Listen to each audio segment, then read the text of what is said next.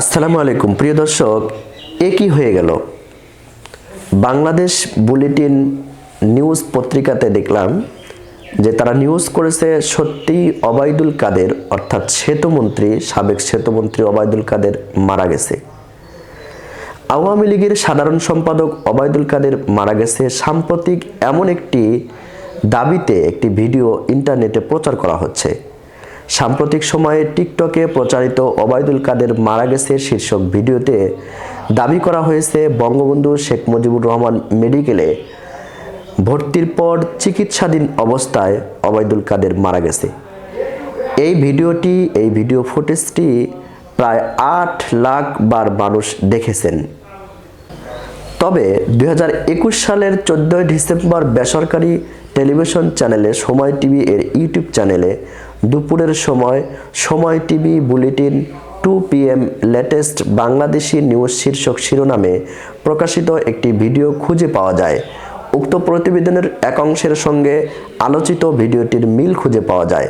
প্রতিবেদন থেকে জানা গেছে 2021 সালের 14 ডিসেম্বর বুকে ব্যথাজনিত সমস্যা নিয়ে ওবায়দুল কাদের বঙ্গবন্ধু মেডিকেল কলেজে ভর্তি হয়েছিলেন এবং তৎকালীন চিকিৎসারত অবস্থার একটি ভিডিও ফুটেজ এবং বর্তমান আলোচিত যে ভিডিও ফুটেজটি এটির সাথে তার এক অংশের মিল রয়েছে এবং সেখানে একটি ক্যাপশনে লেখা ছিল যে ওবায়দুল কাদেরের মৃত্যুর সময় বয়স ছিল 82 বছর। শীর্ষক অংশটুকু সেখানে সম্পাদনা করে বসানো হয়েছে। মূল প্রতিবেদনের কোথাও ওবায়দুল কাদেরের মৃত্যুর বিষয়ে কিছু উল্লেখ নেই। তবে এ বিষয়ে অনুসন্ধানের দেশের বা দেশের বাইরের কোনো সংবাদ মাধ্যম কিংবা সংশ্লিষ্ট নির্ভরযোগ্য কোনো তথ্যসূত্র ওবায়দুল কাদেরের মৃত্যুর বিষয়ে কোনো তথ্য এখনো পর্যন্ত পায়নি।